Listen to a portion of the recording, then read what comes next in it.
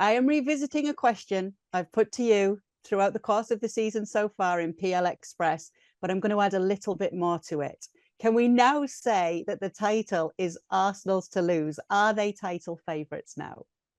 We can say that they are contenders because you've been asking me for the title. But what does contenders mean to you, Janusz? No, what it means that they're in a fight for the title, but it's okay. But it's not theirs to lose. The title is Manchester City's to lose, even after the setback against Brentford. Even with a 5-point lead at the top of the table from Arsenal. Yes, because you know the one thing that I need to see is the 2 games against Manchester City. Let's not forget, 1 game would have happened by now, and that's key. And we don't know what Arsenal and Mikel Arteta are going to lose in those massive games, right? And when you look at the 2 teams, there is a vast difference in talent and quality still.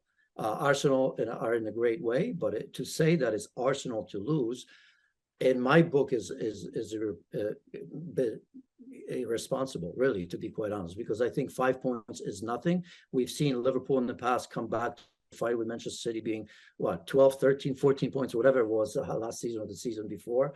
I mean, it's nothing for Manchester City. We haven't seen Arsenal struggle yet, which they may not. And, if they win everything they're supposed to win and get a result against Manchester City, then Arsenal will be the title winners. But no, I'm not ready to concede. However, I am changing my mind. I love what Arteta has done. And I think they're actually title contenders, because in the past, when you asked me that, I don't remember saying that they were. Yeah, I remember we had a bit of a grey area as to what we defined as contenders. So you think that more definitive conclusions have to be made once the 2 have faced one another? Yeah, I think those games will decide. I think Arsenal are good enough now where, you look at that game against Wolves, man. I look at that game and I wonder if I had the ability to speak with Mikel Arteta and ask which win or which game he enjoyed the most, I wouldn't be shocked if this win against Wolves would have been the one, right? Or very close. There are bigger wins, of course, against bigger teams, but I think just before the break, for the momentum, I mean, it was charged atmosphere. It was one of those games late. Usually you don't play it, at night on a Sunday like that. You could see the desperation, first against last. Wolves waiting for Julian Lopetegui to come in. He was in the stands. You could see actually Wolves attacking and playing well. The game was played in transition, which I was surprised to some degree that Arsenal allowed Wolves to play like that. Not just in transition, but play as much. It was back and forth, and I'm thinking, no, Arteta doesn't like to play that way. He needs more control of the game. But I think he played in both ways, on both sides of the ball, and ultimately found a way to win. I think this is one of those wins that Arteta is going to be putting on that backboard, on the whiteboard, and saying, remember this game, because it was an important win against a team that was up for it. 30 million for Martin Odegaard is looking like a bargain now, isn't it? How much more is he worth right now? Yeah, I mean, a bit of a surprise. Again, you asked me,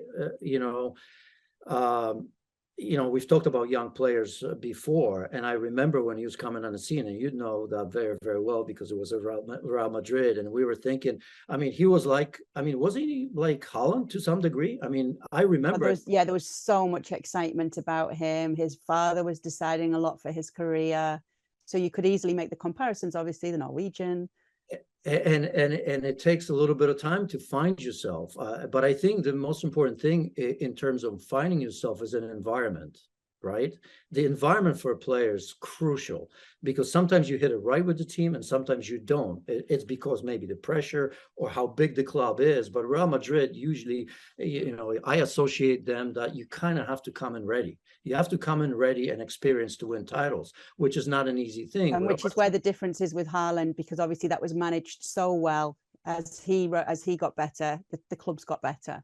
He got that experience, of course, as well. But I think if you look at Odegaard, the process with Arsenal. I don't feel there was pressure, right? I mean, Arsenal fans will tell you otherwise, but I think everybody understood where Arsenal were. I mean, finishing 8th in 2 seasons and just kind of growing, introducing young players around them. So, I mean, anybody that understands football would say, yeah, what sort of pressure? When you have young Martinelli, when you have Saka, when you have Saliba, now you bring Odegaard into it. Emil Smith-Rowe, who's been injured, but who's going to be a significant part of that team as well. So it's that camaraderie, young guys kind of saying, hey, this is cool. I mean, we can bring Arsenal back. And you know what?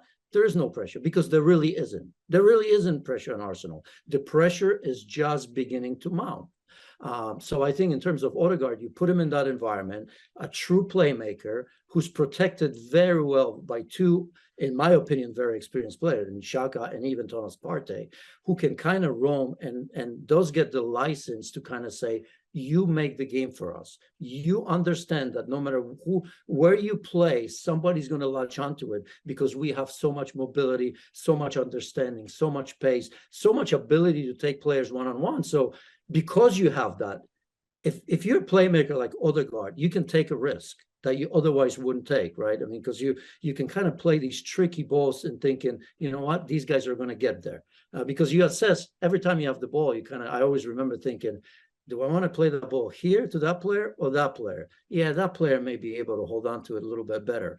I don't think that exists. It's just these youngsters that are at the high technical level who just need a little experience. So he's been absolutely tremendous. And no, I don't know if I saw that coming. Thank you very much for watching ESPN FC on YouTube. For more highlights, analysis, and exclusive content, be sure to subscribe.